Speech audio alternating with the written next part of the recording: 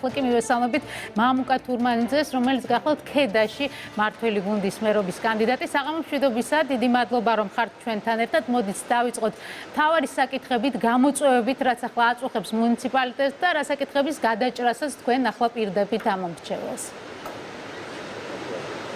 მოგესალმებით ბატონ გიორგი, ქალბატონ მაგდა, მადლობა ჩართვისთვის. მოკლედ სანამ თქვენ კითხვას გავცემ პასუხს, მინდა ვთქვა და აღვნიშნო, რომ არ შეიძლება იმას დიდი ბედნიერება იყოს რამე, როცა გეძლევა შანსი იყო იმ მუნიციპალიტეტის, სადაც დაიბადე და გაიზარდე, იყო იმ მუნიციპალიტეტის მერი, ამისთვის ძალიან დიდი მადლობა ჩვენს პოლიტიკურ გუნდს, განსაკუთრებული მადლობა ბატონ სულხან თამაზაშვილს, რა თქმა უნდა, პატივთან ერთად არის ძალიან დიდი პასუხისმგებლობა ხალხის წინაშე, პასუხისმგებლობა რაც თავარია ისტორიის წინაშე და პასუხისმგებლობა გუნდთან, რომელმაც მომცა იმის შანსი, რომ ქედის მუნიციპალიტეტის მერი.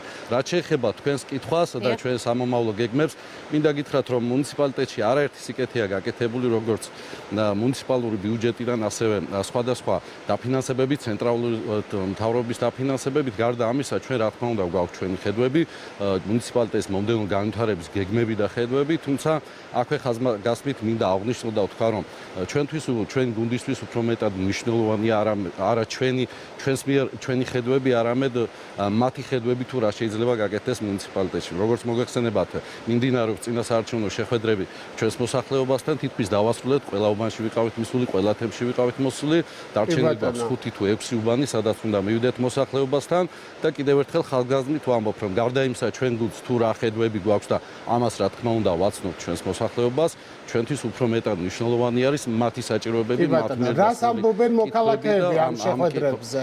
ეს არის ძალიან საინტერესო, რახან თქვენაც ახსენეთ ეს თემა. აი რა მოთხოვნები აქვთ მოქალაქეებს, რა პირველად საჭიროებები უდგათ ახლა მათ? მოკლედ ბოლო წლების განმავლობაში არაერთი სიკეთე აქვს მუნიციპალიტეტს გაკეთებული ჩვენი მოსახლეობისთვის, თუმცა რა თქმა უნდა გამოწვევები რჩება.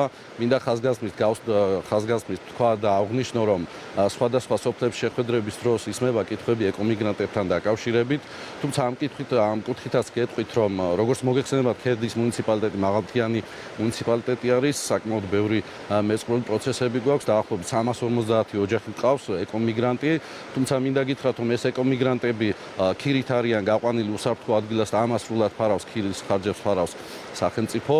შესაბამისად, რამოდენიმე ოჯახი უკვე დაკმაყოფილებული არის უსაფრთხო ბინით, მათ შორის სოფელ აგარაში აშენებული არის 20 ოჯახზე გათვლილი ბინა და გადაცემულია სრულად უსასყიდლოდ, ასევე დაბა ქედაში საფოკიას ქუჩაზე 12 ოჯახზე გათვლილი ბინა. ასევე მინდა გითხრათ, რომ ქედის მუნიციპალიტეტის შესყიდვების სამსახურის პროცედურები მიმდინარეობს შესყიდვების სამსახურის მიერ და უკვე დაიწყება მშენებლობა 72 ოჯახზე გათვლილი ბინის მშენებლობა. ეს რაც შეეხება ეკომიგრანტებს, მინდა გითხრათ, რომ ერთ-ერთი გამოწვევა რჩება არა მარტო ქედაში, ზემო აჭარაში ეკომიგრანტების საკითხი, თუმცა ეს ეტაპობრივად მოგვარებადი არის. დიდი მადლობა, წარმატებებს გისურვებთ. მამუკა თურმანიძე, ქედაში ქართული ოცნების მერობის კანდიდატი იყო ჩვენი სტუმარი.